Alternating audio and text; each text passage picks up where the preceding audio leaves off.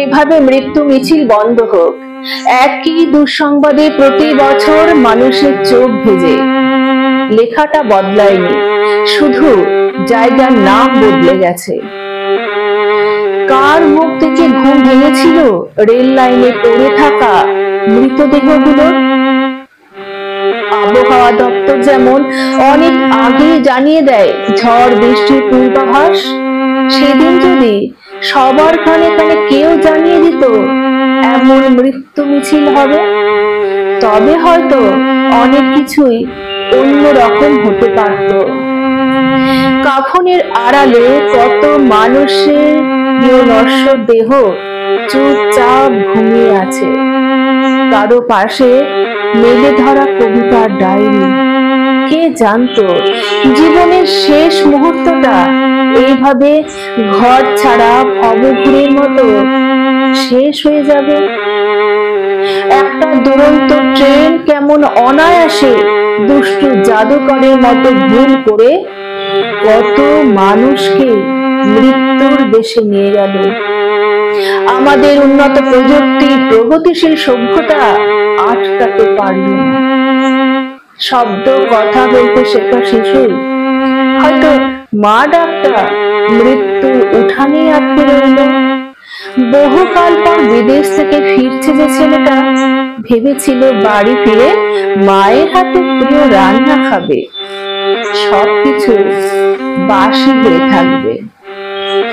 অসুখ থেকে সেরে ওঠা বাচ্চা মেয়েটি হয়তো প্রথমবার বন্ধুদের সাথে রান্নাবাটি খেলতো, সবকিছু খেলা ঘর হয়ে গেল।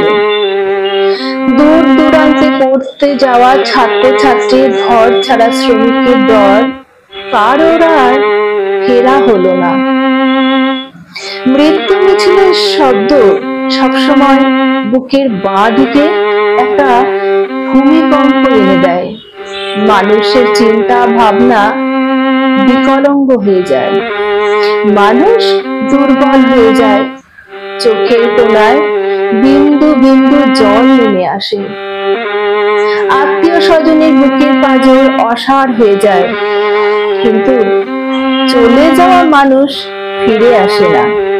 এভাবে অদ্ভুত একটা সত্য। শিলিগুড়ির কাঞ্চনজঙ্ঘা এক্সপ্রেসের সঙ্গে মালগাড়ির দুর্ভাগ্যজনক ঘটনা তেমনই একটি মর্মান্তিক নিদর্শন। মনে রাখতে না চেয়েও যেন কষ্টের অলিতে গলিতে থেকেই যায় ঘটনাগুলো।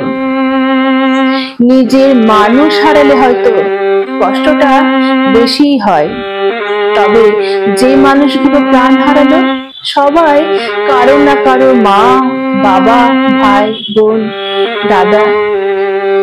তাদের কষ্টের ভাগ নেওয়ার উপায় আমাদের নেই। ফেসবুক বা টুইটে দু কথা সমবেদনা জানিয়ে বা কিছু টাকা দিয়ে কি সব ক্ষতিপূরণ হয়? সব সমস্যা মিটে যায়? হঠাৎ মা হারানো শিশুটির দায়িত্ব কে নেবে? যে পরিবারের একমাত্র রোজগারে মানুষ মৃত্যুর ভিড়ে হারিয়ে গেছে, সেই পরিবারের দায়িত্ব কে নেবে? ছেলের ঘরে ফেরার অপেক্ষায় বসে থাকা পরিবার যখন টিভির পর্দায় মৃত্যু মিছিলের ছবি দেখবে, তখন কে সামলাবে তাদের? কাকে দোষ দেই বলতো? ঈশ্বর, আল্লাহ, নাকি যিশুকে, নাকি ইঞ্জিনিয়ার বা রেলের চালককে, নাকি সিগন্যালের সমস্যা? এমন ঘটনা যে আগেও ঘটেনি এমন তো নয়, কিন্তু কি পদক্ষেপ নিয়েছে রেল কর্তৃপক্ষ? নতুন নতুন প্রকল্প, নতুন নতুন ট্রেনের পরিকল্পনা, এইসব নিশ্চয়ই প্রয়োজন সমাজকে সৃজনশীল গড়ে তোলার জন্য। পাশাপাশি এসবের পরিচর্যা, পর্যাপ্ত মানুষ আর বাকি সবকিছু ঠিক থাকলে হয়তো এমন একটি দুর্ঘটনার আর নতুন করে সাক্ষী থাকতে হতো না আমাদের। হয়তো মায়ের কোল খালি হতো না, দাদা হয়তো তার বোনকে হারাতো না। কে দায় নেবে এই মৃত্যুর? কার কাছে অভিযোগ করব? বছরের পর বছর পড়ে থাকা রেল লাইন, পুরনো কামরা, স্বল্প শ্রমিকের কাজ চলছে আজ। হাজার হাজার শূন্যপদ থাকা সত্ত্বেও মেধাবী বেকার ছেলে মেয়েগুলোর নিয়োগ পাচ্ছে না। জাতীয় সুরক্ষা প্রশ্ন তুললে বা মানুষের স্বার্থের কথা বললেও নতুন কোনো হইচই শুরু করবে তোষামোদকারীদের দল। কারণ নিঃস্বার্থ প্রতিবাদেও তো মানুষ রাজনীতির গন্ধ পায়, কিন্তু মৃত্যু তো আর ওসব বোঝে না। যে দেশে ভোটের জন্য ছাত্রছাত্রীদের পরীক্ষার সময় বদলে যায়, ধর্ষিতা মেয়ের অত্যাচারের ফাইল আদালতে চাপা পড়ে যায়, সে দেশে বুঝি মৃত্যু সকলের থেকে বড় নয়। কিন্তু এত মানুষের মৃত্যুর দায় কার? বুকের পাটা নিয়ে এই প্রশ্নটা করা যাবে না? নাকি ছেলে খেলা হচ্ছে?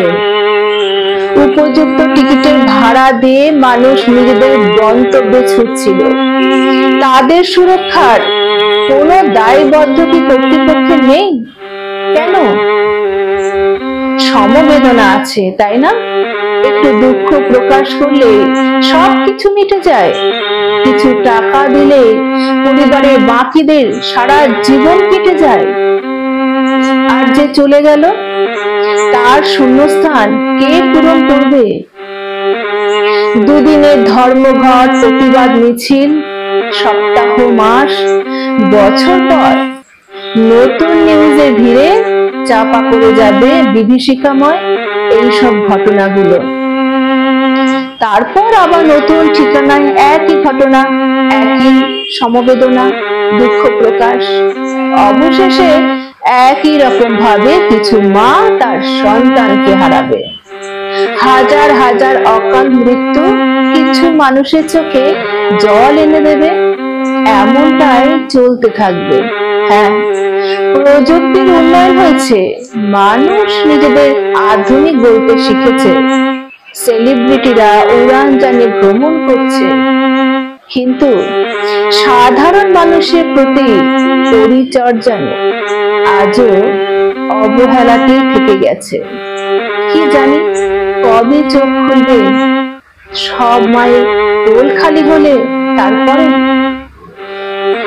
আমাদের তো বলার কোনো উপায় নেই, তাই নীরবে লাশ গুনতে হবে, চোখে জল ফেলতে হবে। শিলিগুড়ির কাঞ্চনজঙ্ঘা এক্সপ্রেস ও একটি মালগাড়ি মুখোমুখি সংঘর্ষের সাক্ষী থাকলো মানুষ। খুব সামনে থেকে মৃত্যু মিছিলের দর্শক হলাম আমরা। মৃত্যুর সংখ্যাটা না হয় শুধু খবরের কাগজে লেখা থাক, কয়েকদিন পর হয়তো নিজেদের ব্যস্ততায় আমরাও সব ভুলে যাব।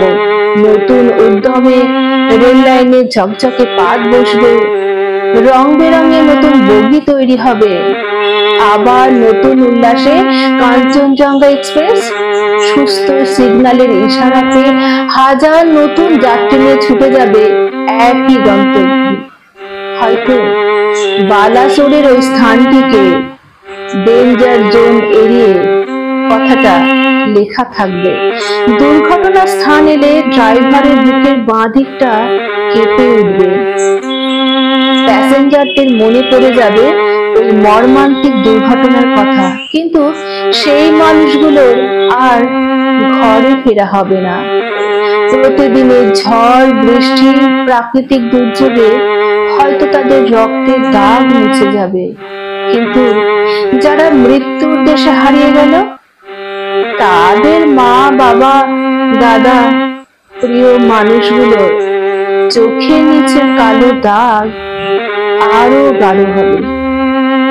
তাদেরকে সান্ত্বনা দেওয়ার মতো শব্দ হয়তো আমরা ডিকশনারিতে কোনোদিন খুঁজে পাবো না। কলমে বিশ্বজিৎ হালদার, কণ্ঠে কেয়া।